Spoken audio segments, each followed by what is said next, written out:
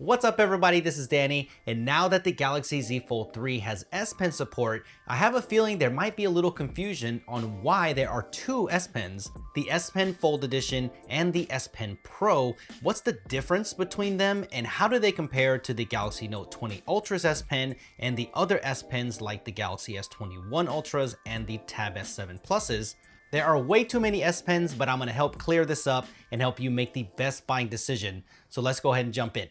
I am super happy about the S Pen support on the Galaxy Z Fold 3. We all asked for it and Samsung came through, making that screen protector 80% tougher, building in that Wacom digitizer layer in the display to make this happen, and it's been a great experience so far.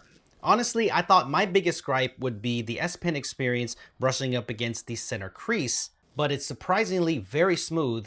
You can feel it just a little bit, but it's nothing like I imagined, so I think a lot of you will be happy to hear that. The one thing I don't like is if you use this phone naked, the phone rocks like crazy on a flat surface, so that doesn't make a very good S Pen experience. But on the flip side, I think they imagine most people would use this in the hand, so it's probably not a deal breaker at all. A full case minimizes the drastic rocking, so I think most people will take this route anyway, but when using it on a table, I always found myself using one hand to secure it from rocking, so keep that in mind. So here is the S Pen Fold versus the S Pen Pro, and you can see that one is much bigger than the other, and there's a good reason for that. The S Pen Fold Edition, like it says, was specifically made for the Z Fold 3, and it does not have Bluetooth, and it does not need to be charged. It's very similar to the Galaxy S21 Ultra S Pen that we saw earlier this year, but the Fold Edition S Pen is significantly thicker with a rounded back instead of the dual flat size of the S21 Ultra's pen. The S Pen Pro was meant to be an all-in-one S Pen that you could use across many Samsung devices, including the Z Fold 3. There is a toggle at the top because it carries two different frequencies for full compatibility. You do have to connect it to every device to be able to switch in between them, but the setup is super easy. It gives you a prompt and it's basically done. And software updates are also done like this too, so it's very seamless. So here's an example. I have the Fold 3 right here, and I'm using this under the Z Fold frequency, but if I change it to the S Pen frequency, I can also use it on the Galaxy Note 20 Ultra, which is very cool. And if you have a compatible Samsung tablet, you can use it there as well. So it's the most versatile S Pen, and I do like the bigger size because it reminds me a lot of the Apple Pencil with this flat front, and it's pretty comfortable to use. So what happens when you try to use other S Pens on the Galaxy Z Fold 3? Well, you can't because it gives you a little prompt to switch modes, but it just won't work. And the big reason why that is because the S Pen Fold and the S Pen Pro have an auto retractable tip, so it compensates for how hard you push on the display. This is to protect the Z Fold 3's display, so only use these two pins for your Z Fold 3 because you definitely don't want to damage it. And just in case you didn't know, the S Pen Fold Edition or the S Pen Pro do not work on the front cover display. It only works on the larger internal display. So what are some of the advantages of buying the S Pen Pro? For me, it's being able to have Bluetooth control. A lot of people complained on the Galaxy S21 Ultra's S Pen because it didn't give you any of the remote control features, and this pen does give you that back. So that means on your Z Fold 3, you can hold this button to open up the camera, and then you can use air gestures to flip between the front-facing and the rear-facing cameras, and then you can use air gestures again to zoom in or zoom out if you want to get that perfect shot, and then you just hit the button again to take the shot. So if that is important to you, then the S Pen Pro is the way to go.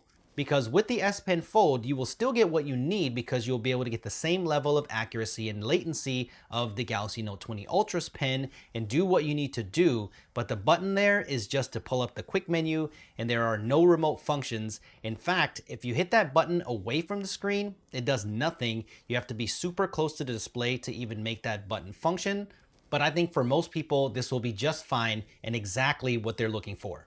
Now, in terms of portability, the S Pen Pro is a thing that you're going to want to take with you in your bag because you aren't going to be able to fit this in a case because it's just too big. Plus, it does have a 100 milliamp hour battery inside, so you will have to charge this occasionally, but it's easy to do via the USB-C port up here at the top. Samsung says that it will last up to 16 days on a single charge, so that's not too bad in my opinion. The S21 Ultra's case I thought was the best solution because it housed the pen right there on the side. It did make the phone a little too wide for my liking, but it definitely worked.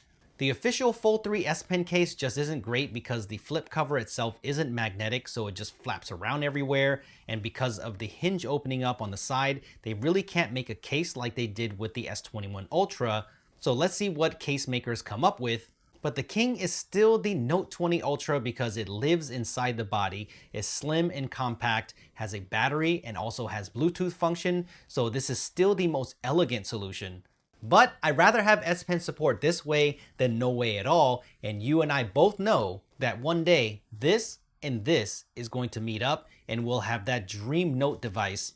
Samsung, I already know that you're working on this, so hit me with that prototype. You have my address. If you want to see a full video on all the things that the S Pen can do for the Z Fold 3, let me know and I can do that for you. But if you're a Note owner already, the menu looks very similar and you aren't missing a lot of features. On the Note 20 Ultra, you do have the S Pen unlock feature, which you don't get with the Fold 3, but the screen off memo and quick notes are both there. Air view is on both and pointer hovering, but allow multiple S Pens is an option on the Note since there is a built-in one.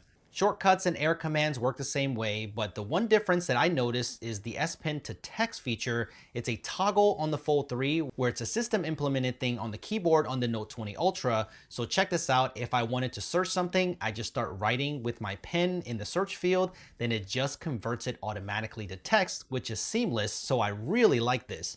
With the Note 20 Ultra at this time, the feature is there. You just have to hit the 3 dots and then pick handwriting and then start writing to convert the text. I know this is just software so they can update it, but there are some slight differences with the software. As much as I love the built-in S Pen on the Note 20 Ultra, the more I use the Z Fold Edition's S Pen, I realize just how small the built-in S Pen really is. And I do prefer the larger pen for comfort and long-term use, so I can see why Samsung might be moving in this direction for the S Pen, but having the convenience of it slotting right into the body is underrated, and I truly appreciate this now. It really makes me want that next Galaxy Note.